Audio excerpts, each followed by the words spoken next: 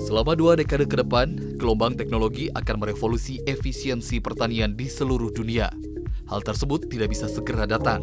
Menjelang tahun 2050, populasi manusia akan menjadi hampir 10 miliar, yang berarti kita harus menggandakan jumlah makanan yang kita miliki dan hasilkan sekarang. Pemeriksaan dari inovasi pertanian yang turun dari pipa tersebut akan membantu kita sampai di sana. Industri ini telah mengalami perkembangan besar selama 1 abad terakhir. 100 tahun lalu, bertani terlihat seperti ini, hari ini terlihat seperti ini, dan besok akan terlihat seperti itu.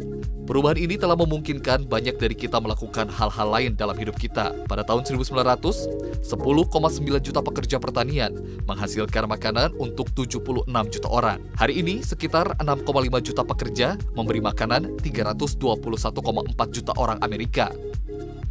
2 faktor yang paling bertanggung jawab atas lonjakan produktivitas ini, mesin dan penyebaran ketersediaan listrik.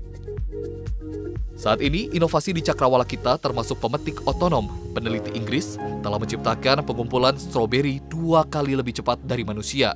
Tantangannya yakni membuat pemetik robot yang dapat beralih di antara semua jenis tanaman. Robot atau drone yang dapat menghilangkan gulma dengan tepat atau menembaknya dengan spritz yang ditargetkan. Pestisida menggunakan bahan kimia 90% lebih sedikit daripada penyemprot selimut konvensional. Untuk petani organik, mereka bisa mematikan gulma dengan laser. Ini bisa saja berdampak besar. PBB memperkirakan bahwa setiap tahun antara 20 dan 40% dari hasil panen global dirusak oleh hama dan penyakit. Sensor dan kamera kecil akan memantau, menumbuhkan, dan memperingatkan petani di ponsel cerdas mereka jika ada masalah atau saat sedang terjadi. Waktu terbaik untuk memanen, Bonirop dapat mengambil sampel tanah, melikuidasinya, kemudian menganalisis pH dan tingkat fosfornya, semuanya dalam waktu nyata. Sebagai bukti konsep untuk sebuah teknologi pertanian otonom ini, para peneliti di Harper Adams di Inggris berencana untuk menanam, memanen seluruh hektar barley tanpa manusia memasuki lapangan. Perusahaan seperti Agribotics sudah melakukan komersialisasi perangkat lunak untuk menganalisis gambar inframerah yang ditangkap drone untuk menemukan vegetasi yang tidak sehat. Kemudian, seperti game Sim Farmer, di kehidupan nyata, petani akan diberitahu saat area bermasalah diidentifikasi. Pembelajaran mesin secara teratur akan meningkatkan kemampuan sistem untuk membedakan antara varietas tanaman dan gulma yang mengancamnya. Tak ketinggalan, sebuah perusahaan bernama Marv's mengkontrak 100 pilot untuk menerbangkan pesawat ringan yang dilengkapi dengan kamera multispektral pada misi pengumpulan data di peternakan besar di seluruh negara.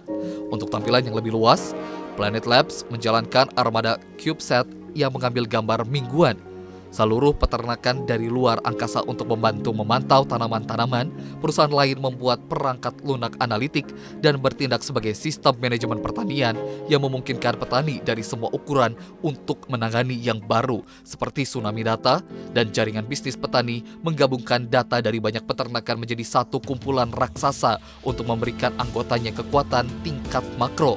Wawasan yang secara tradisional hanya tersedia untuk perkebunan perusahaan besar. Pertanian vertikal pada dasarnya adalah gudang dengan tumpukan sistem hidroponiks untuk sayuran berdaun hijau. Mereka tumbuh di kota-kota di seluruh dunia di mana produk segar dan tanah langka. Hambatan utama di sini adalah biaya energi dan penggunaan tol yang banyak terjadi pada lingkungan. Sisi baiknya adalah lampu dan iklim buatan bangunan terkontrol, memungkinkan tanaman tumbuh siang dan malam sepanjang tahun menghasilkan hasil yang signifikan. Hasil yang lebih tinggi per kaki persegi daripada pertanian luar ruangan.